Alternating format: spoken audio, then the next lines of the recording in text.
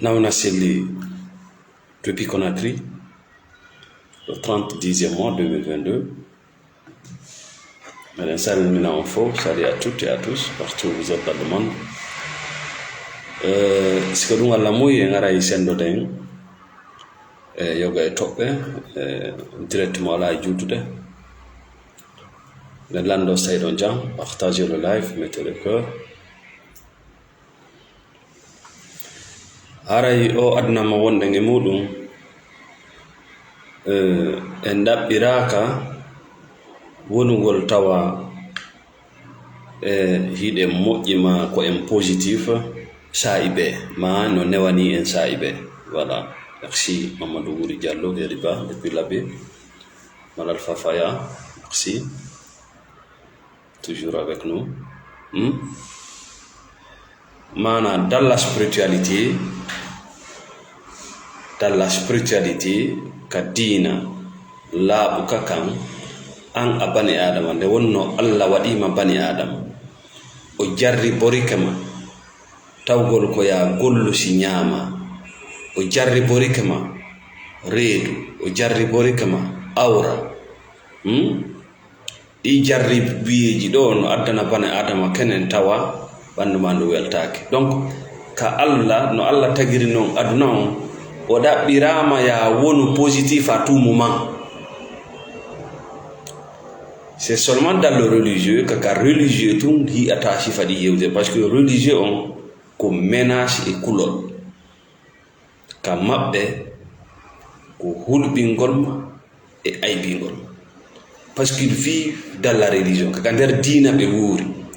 Si goɗɗo wuri e hunde nde woni entreprise e makko, golloɓe ka nder entreprise ton be o hulɓinaɓe, wawuɗo contrôle de kulol yimɓe a huɓindoto ɓe joni. Laamateri leydi kadi ko non gollirta, koyeɓe hulɓingon ɓe mara on.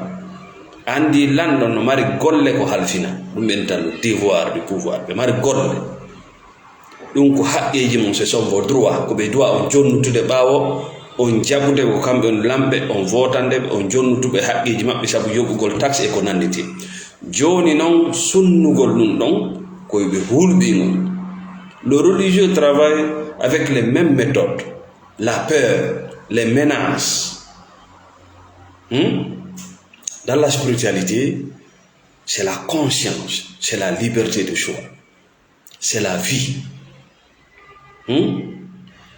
Donc il te dit an abani adama a ɗaɓɓiraka tawgol hino newani ma sa'ibe ma no moƴƴan ma sa'ibe ma eɗa welti sa'ibe, a ɗaɓɓiraka ɗum. Ya wonu timmuɗo sa'ibe, ya won tijini wala ya won tun e catégorie goto wa fure. Non, dans la spiritualité goto ɗaɓɓirama. Ella ala nde arata kenen tawa hiɗa moni ɓandu ma ndu no metti, hakkille maɗe no jiiɓi, ella ala tawa kenen hiɗa huli, kenen tawa hiɗa aani, heɓu tawegol kenen ko ni ɗum ɗo woni alhaali ma on.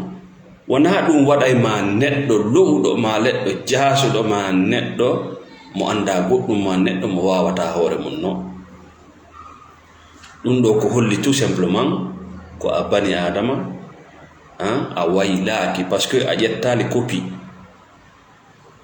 ɗum ɗo no holli yo a humain ko a bani adama. Probléme on ko on to woni ko luttugol e muɗum ma tawgol alhaali ma on ko ni wayi sansata, c'est là le danger.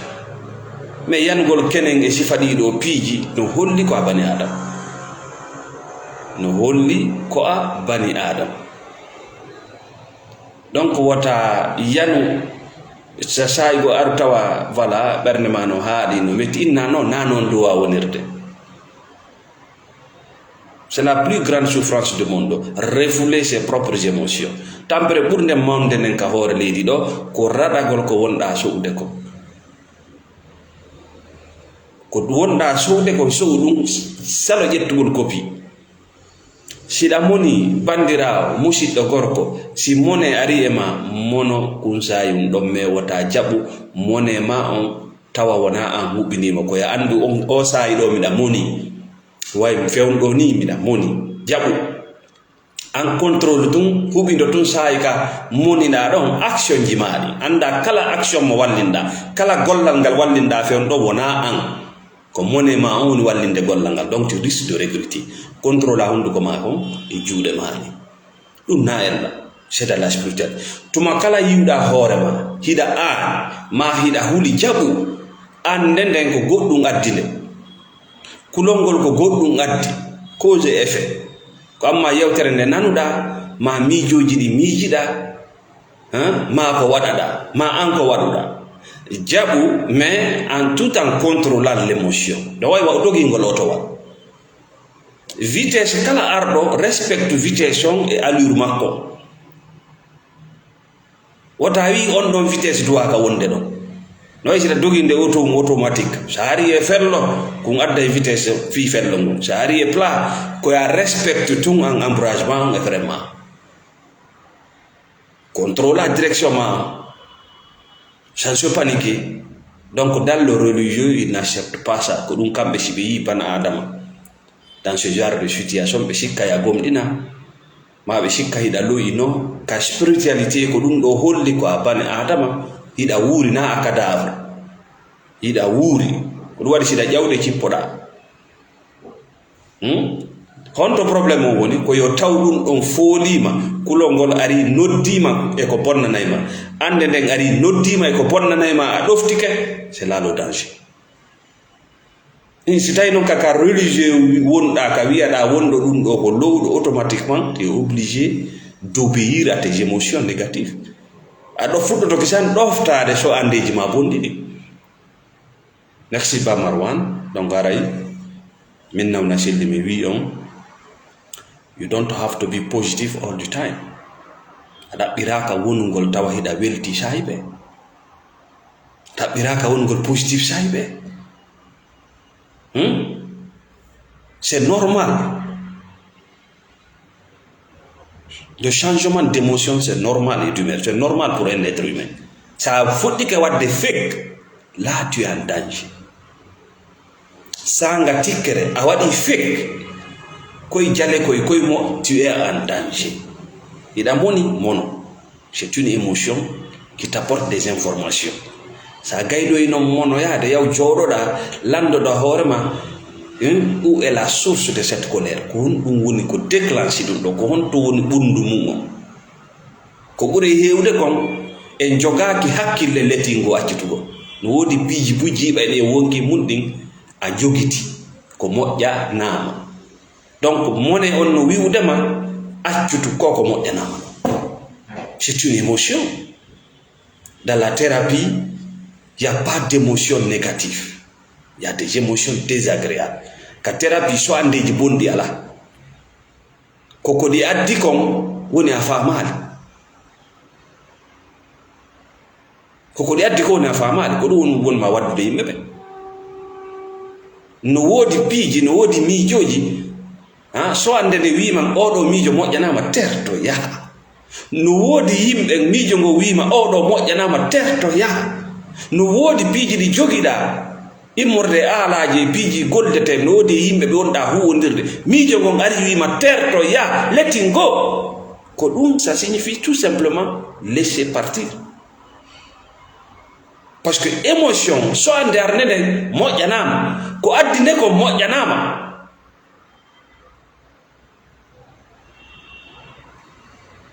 mais nous allons interpréter d'une manière très négative les émotions refoulades.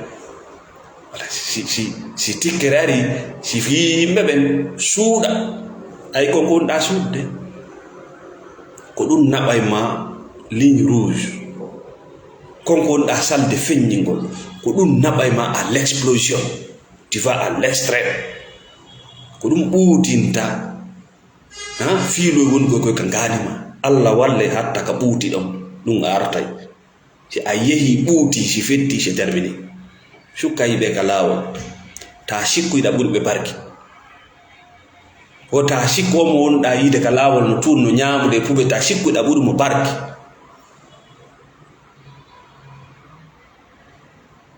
ta sikkuyiɗa ɓuri mo yimɓe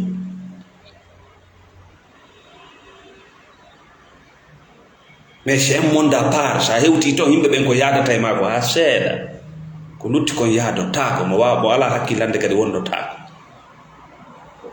Merci Bamarwan. Donc dans le religieux si on yaltali e religieux on maaya e adna nato on yiide yawma jam hara aɓuura adna na gurna par ce que le religieux ko bani adama wuurɗo ka nder diina. Joni noon wuurɗo ka nder diina donc c'est une entreprise. Gollowo on entreprise ma holi ɗo entreprise il paye pour que l'autre vie anga yoɓa e moni. Pourquoi il va pas te menacer? On menace te wulɓine comme un pouvoir dictatorial.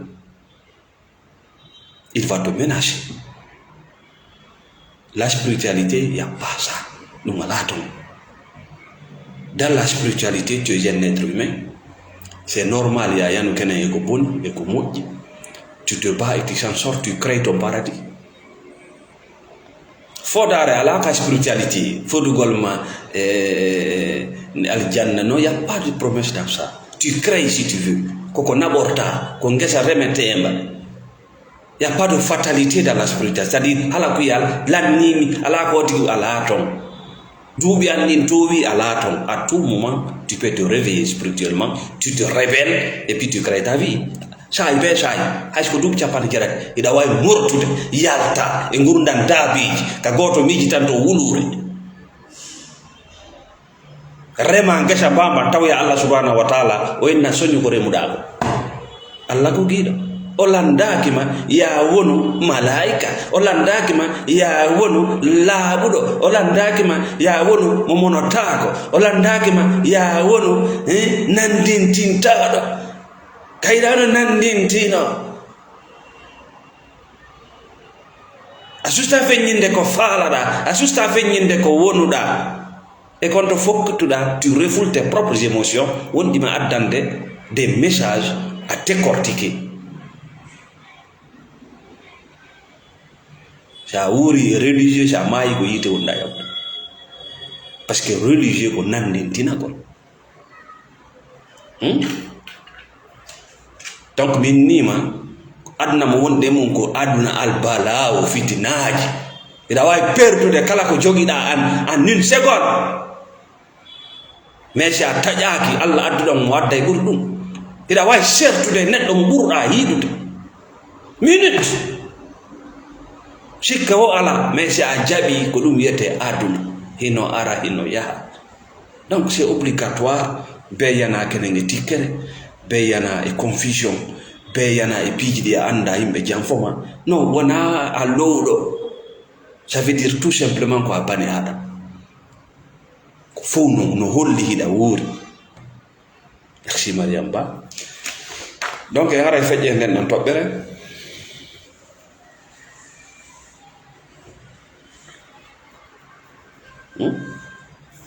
faamu ɗum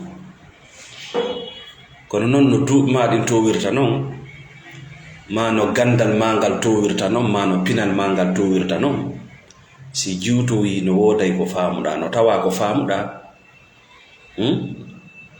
goto haajaka e ma nde ɗo yewtere noon no metti sifaade ma wiyen ko ɓuri heewde yimɓe ɓen haaju maɓɓe ala e ma haaju maɓɓe kadi ala ko wonɗa e gollude. Yetto karambol windande toɓɓere ɗo ko woni haqiqa kon haaju maɓɓe ala e ma haaju maɓɓe ala ko wonɗa e gollude. Ça les intéresse même pas.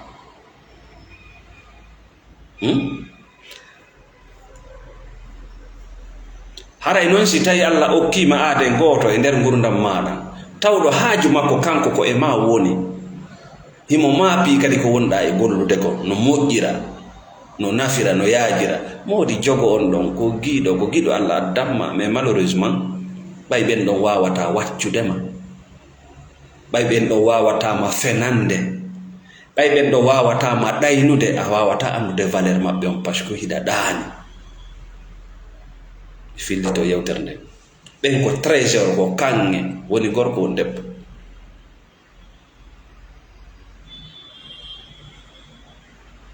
Landaki ko honto on neɗɗo iwri ko honno o wayi ko honɗum woni diina makko. An ala diina ɗa ala fi diina ko yimɓe wonɗa rewde. C'est dans le religieux. Hakkunde ma e Allah ɗum no wayi wa leydi no wuccodiri fellito no duuɓmaɗen to wirta no, no gandal ma ngal to wirta no, no pinal ma ngal to wirta no. Si juuti aray ka faamuɗa haaju goɗɗo wala e ko gollata. C'est juste des intérêts. C'est-à-dire qu'intérêt on koy arata donc hakkunde moɗon. Toi tu penses maintenant voilà c'est la famille, c'est la religion, voilà ko leñolngol, voilà c'est la politique, voilà. Non, tu te trompes. Konko ɓisi ɗon iway ɗon tum c'est terminé. Haaju maɓɓe ala e ma, toi en personne. Haaju maɓɓe kadi ala ko wonɗa e wadde, ça ne les intéresse même pas. Donc sa heɓi goɗɗo neɗɗo tawɗo kanko haaju makko woni ko e ma, himo mapane ma kadi ko gollata ko non moƴƴira. Ko Allah giɗo, wiye Allah giɗo woni ko addi on giɗo. Ko Allah giɗo woni ko addi on giɗo. Kono ɓayi on ɗon fenantama, on ɗon ɗaynatama, on ɗon soɗotako e ɓawo ndiyam, on ɗon wona kullum, ala mo yiwde, ala wattande hiila e makko, ala yide ɗen kange.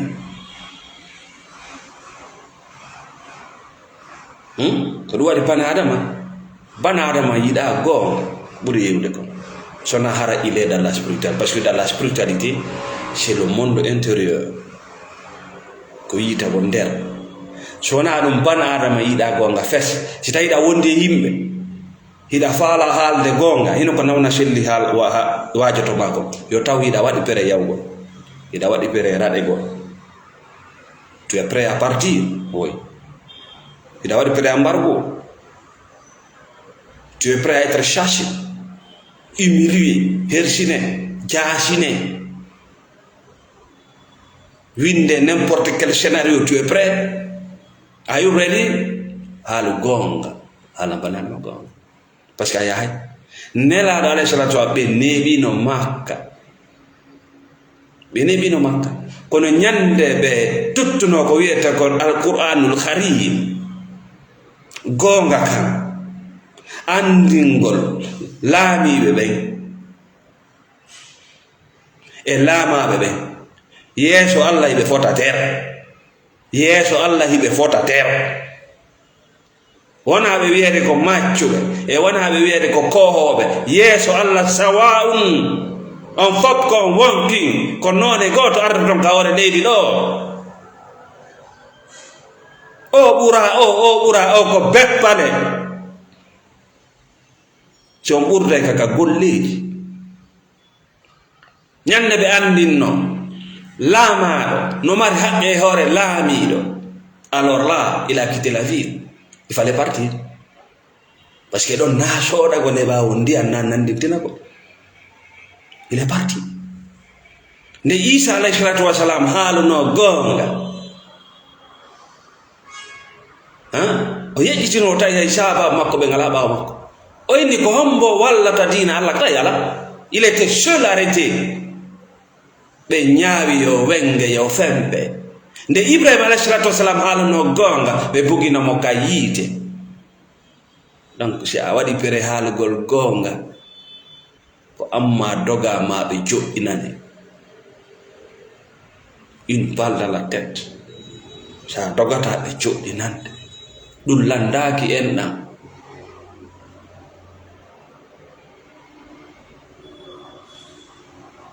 Annabi Ibrahima alayhi salatu wasalam ko ɓengure makko nden tigiri tawano e tenugol leɗɗe ɓurɗe mawde ɗe.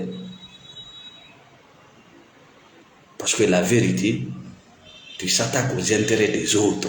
No wodi wonɓe ñaamude e fenande, ko fenande ɓe wuuri, iya maɓɓe ɗam woni beppale iya. Donc ɓe neɓama fenanede fenande, ɓe nde fenama, nde fenitama, nde fenama, nde fenitama, nde wontino gonga ka maɓɓe.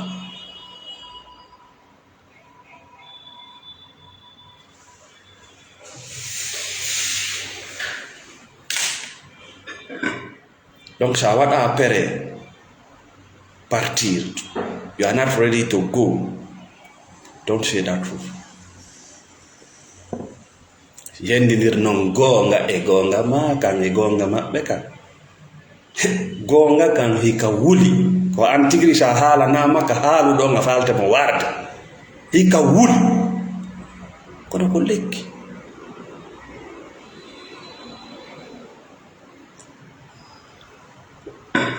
Fenande nafigiyagal no weli kono ko diabète ala battane, c'est très sale. Lanno nden no kaali fawtere ala ton no foti noon no weli ha no laba ha no welnande ha ko soodagol e ɓaawo ndiyam. Donc aray yetten toɓɓere men tataɓere nden sakkiton nden en ara wiyen ko honɗum woni noon addude yimɓe ɓen haa ɓe wona fek, haa ɓe yana e ko wiyete ko shirku. Shirku ko rewgol ko wona Allah, créyangol hoore mum Allahji, ka ɗaɓɓere jawdi, ka jokkere enɗam, ka politique ka social.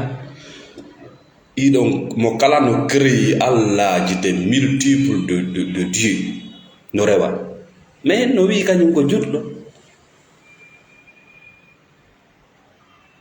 C'est-à-dire si juulay aray juula, si hooray hooray, mais no mari kadi Allahji go wallinanɗi ɗum sariyaji e laawi laawi, tirtini sariyaji no ɗon. Sadi ƴetta ko Allah konɗa seeɗa, ƴettaɗa kadi seeɗa hawtindira, ɗum kafitugol Allah. Nde wonno noon Allah o kafidano hay e yumma ma tagugol ma, ko ɗum waɗi himo nawli. Si a kafidimo e gaɓal makko ngal goɗɗo o accanayi on ɗon kanko. No kan Allah poɗodir na Allah poɗodirta e goɗɗo, ko kanko jeeyi, ko kanko tagi, ko kanko foddi e mum. Sa inni no himo foddi e 5%, 95% ko jama o accitete e jama o accitete e jama mande noon waccitima e jama ko ɗum yiyata suu zanna billah, ka goɗɗo yima o hiɗa sikke Allah sikke bonɗo, ko mande Allah accidima e jama. Ka goɗɗo yima o hiɗa sikke Allah sikke bonɗo, e sikku golle Allah sikke bonɗo ko sababu naɓowo goɗɗo e yannugol e ko wiyete shirku. Ay ɓe buyno hande no ka baatini, no ka mbile, no ka moccoɓe bomɓe, no looto e talki e bindi, ɓe sikku Allah sikke bonɗe. Hon wonne sikke o gaynata, kanko tun o gaynata. Probléme ma on Allah gaynata. Ko ɓaleri ndin waɗi, ko ɓaleri ndin ittata. Kaka ɓaleri ɓe fiɗimo, ko ɓaleri ndin ittata. Ko sikkugol Allah sikke ɓurɗo kaande, ko kaari wari kaari, ko kaari ñaami kaari, ko kaari lampi kaari, ko kaari foosila. Sikkugol Allah mo gaynata, mo ala gerde hay hunde. Ko ɗum ɗo waɗata ha bani Adama yana e ko wiyete ko shirku. Si a maayidi e shirku a tuubaali, tu vas dans l'enfer. Gata o tu vas dans l'enfer. Koyɗi ma ɗin no seediti, ɗoygol ma ngol no seediti, ɓernde ma nden ka nder ɓandu no seediti. Teɗa jooɗo lando ko honno lette ka buru, ko honno yawmal qiyama. Landi nde ɓernde ma ko honno nde wondiri ka nder ɓandu ma. Ɓandu ma ɗum ko gabru wonande ɓernde ma nden, par ce que ɓandu ma ɗum ko leydi.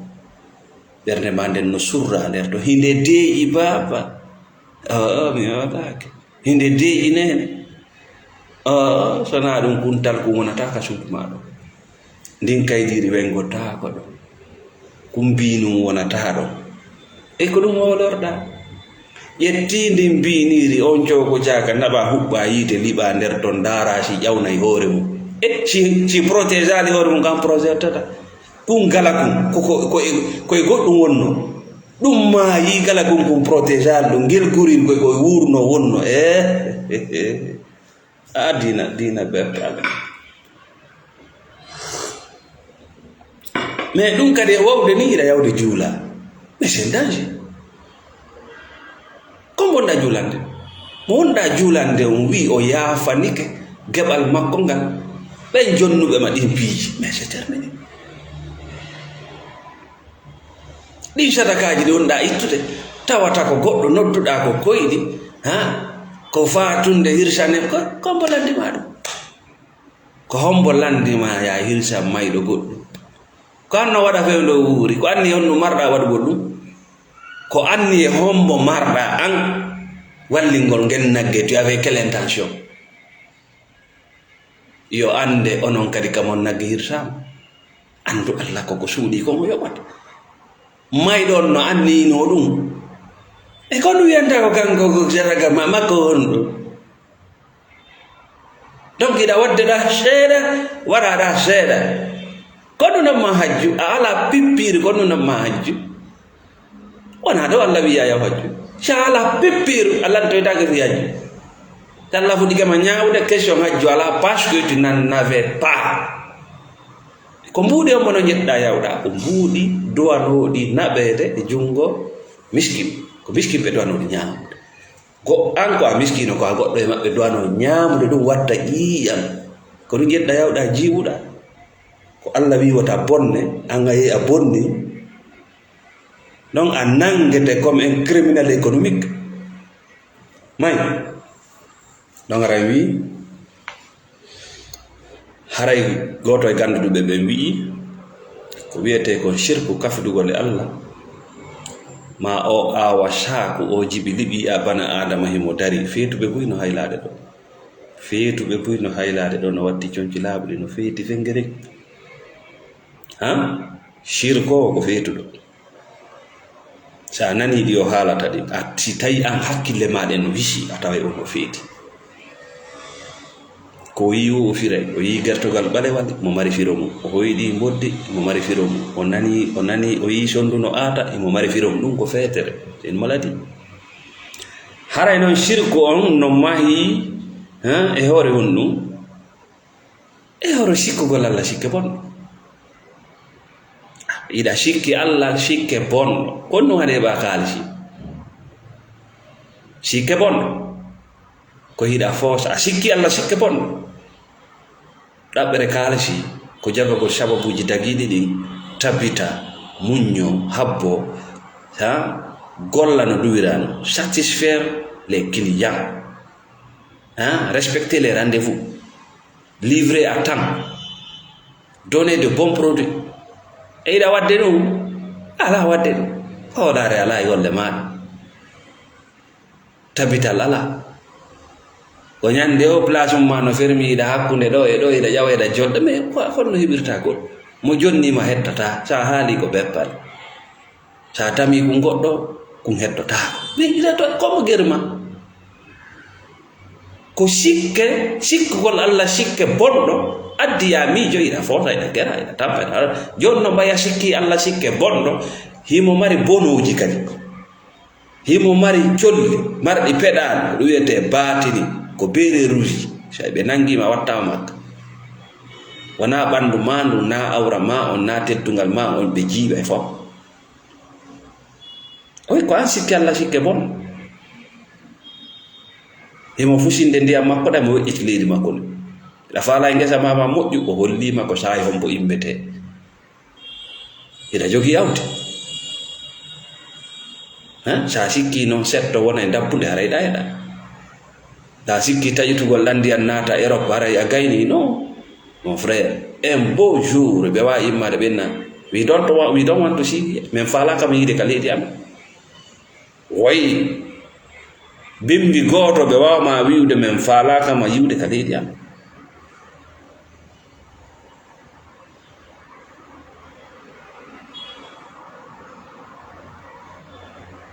sa sikki gayngo janggo jonne kayri gasi no piiji ɗin fof ko remeteɗo sa sikki heɓugol ɓiɓɓe haray a barki no ɓiɓɓe maɓe no wawma régulde 50 60 ñande o eɗon ka commissariat yaltingol ɓiɗɗo wawma on no wawma lettude ha maaya par ce que ko a sirko o sa sirki no heewi laawi ko hollata mande Allah raɗikema o yaltinima e ley yurmede makko nde ɓiɓɓe ɓe heɓuɗa rewɓe ɓe jombuɗa jawdi ndi jogiɗa ɗum ɗo halke ñaameteeji ñaametee o jiiɓe fes ñaama ɗo ñaametee o jiiɓa ngurdam maɗa. C'est Dieu qui te punit indirectement.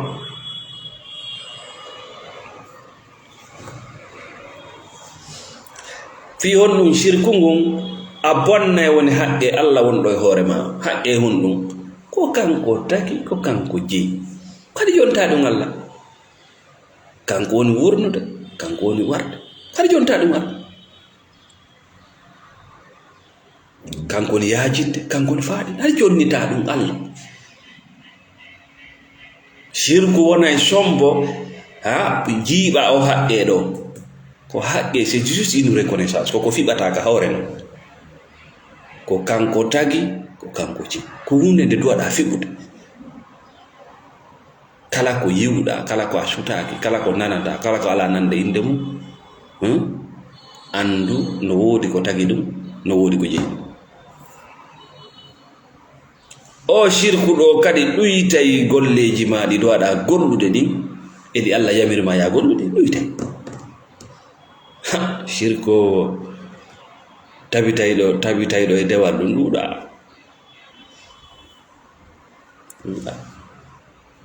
Koko wonɗon nande noon no haalay ɗo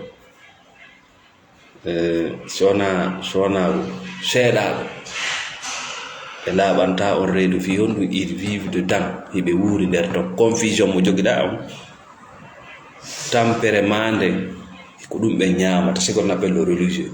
Na wonde ɓe anda, c'est des choses qui sont claires. Parce que dès que tu touches ça, tu rentres dans la spiritualité. Tawakkaltu ala Allah. A memay ɗo ɗum nata spiritualité. Et ça nati spiritualité, comment ils vont vivre? Entreprise ji maɓɓe ɗin daroro hon.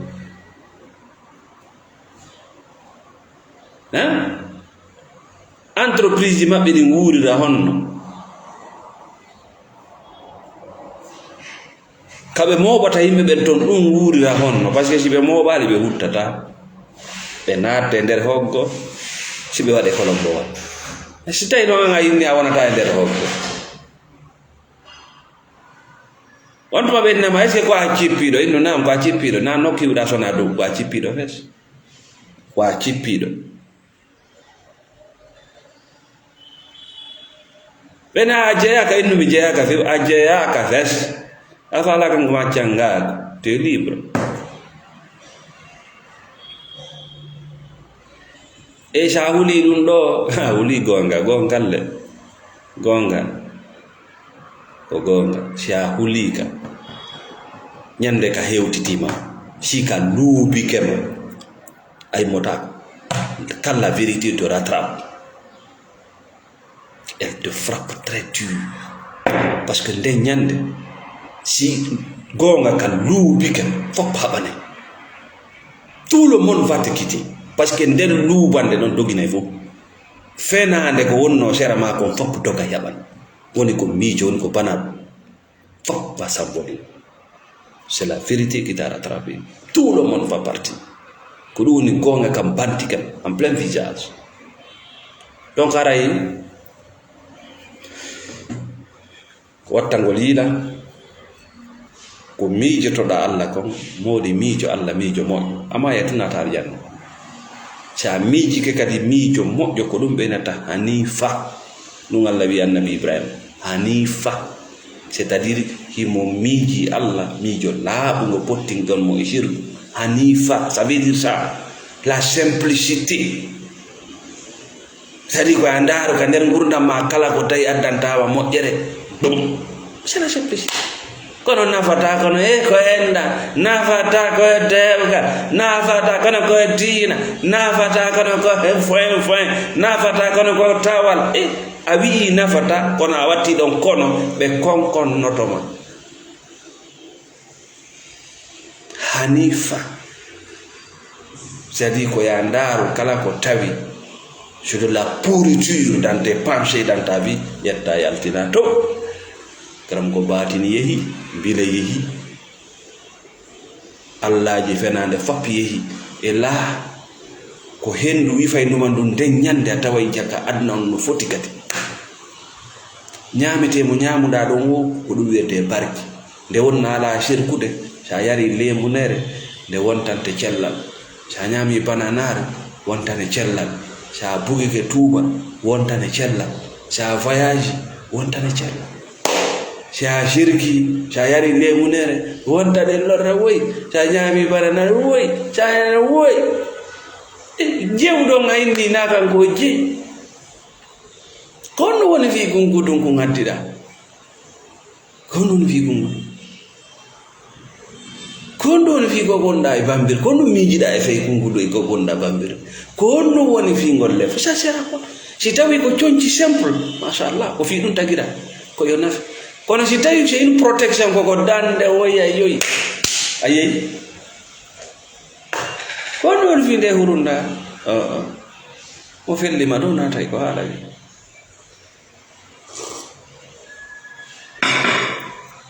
kala ƴettuɗo finkare moƴƴini goɗɗum wayni ɗum ɗo ko lekki jande o ƴetti finkare o dari o ƴetti konko moƴƴini ɗon o waɗi buudiɗo ma waɗi dolakke ma kala ko waɗi o felli ɗum ronki natude yaw vérifiya kural ngal kural ala ton ko condi won ton kurade ngala ton plonje ɗe ngala ton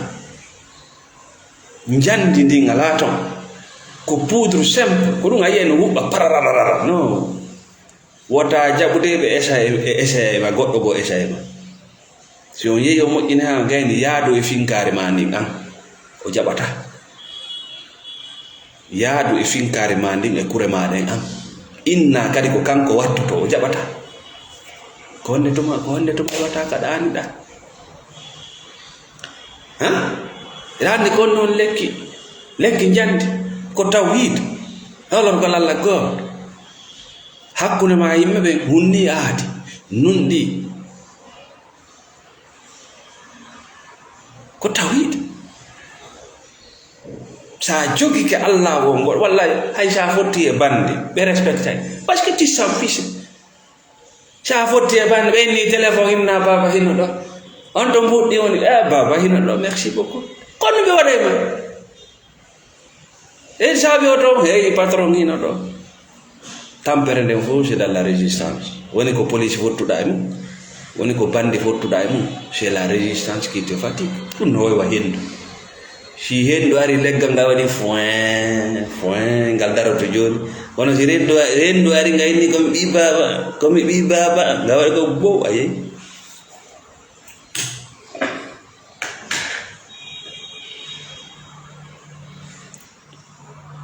ko arsike makko ari ƴettugol an ko yimɓe jelo fenanɗa ko yimɓe jelo frappuɗa ko yimɓe jelo ɗaynuɗa e sukkute ɓe arantako maɓɓe ko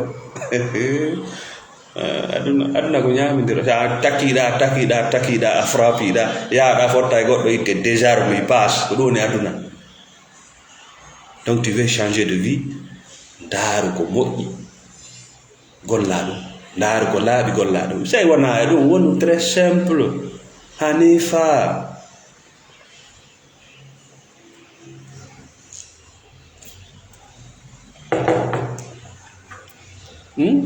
ko jara ñawliɗa ala yumde ɓen fof no wiide Allah ko kullo e jelu waruɗa fiɗuɗa ni tum warɗa halkuɗa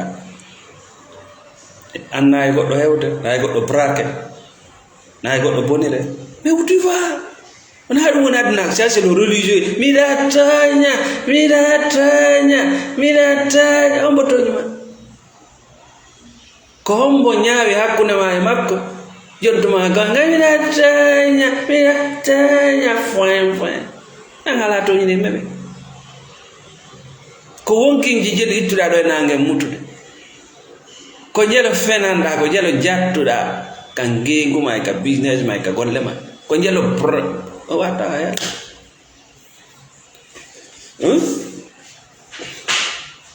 donc lette gono toon Allah no liɓaɗa e hoore ma koko jungo ma golli a faala kay sifaɗen lette aru change ko jungo ma kon gollata ko ɗum woni la spiritualité le religieux o naata yiite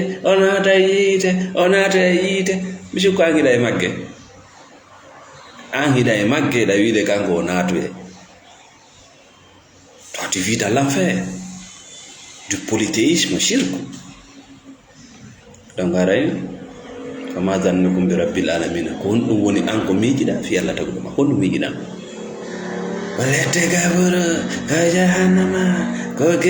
Ça, c'est le religieux. Si vous avez comment ils vont vivre? Mon frère, il y a des religieux qui ne prient même pas. Il y a des religieux, des vrais coureurs de jupons, des vrais voleurs. Parce que bouille et mabbe holaki Allah go. Be holaki konko gon mahala. Be holinte non am parce que an hida neira needi wi'etede jabugol ko darali.